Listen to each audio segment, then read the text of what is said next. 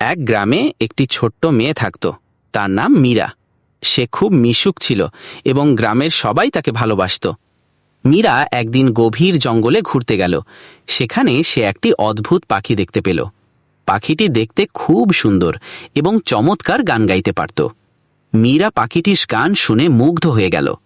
পাখিটি মীরাকে বলল যে সে পথ হারিয়ে ফেলেছে। মীরা তখন পাখিটিকে সাহায্য করল এবং তাকে বাড়িতে নিয়ে গেল।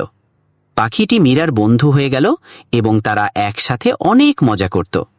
মীরা এবং পাখিটির বন্ধুত্ব গ্রামের সবাই কাছে একটি উদাহরণ হয়ে দাঁড়ালো। তারপর মীরা আর পাখিটি অনেক দুঃসাহসিক অভিযানে একসাথে যেত।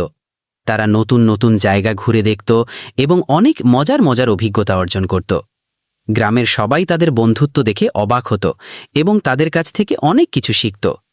মীরা এবং পাখিটির গল্প পুরো গ্রামে ছড়িয়ে পড়েছিল এবং তাদের বন্ধুত্ব সবার কাছে একটি অনুপ্রেরণা হয়ে উঠেছিল। তারা প্রমাণ করেছিল যে প্রকৃত বন্ধুত্ব যে কোনো বাধা অতিক্রম করতে পারে।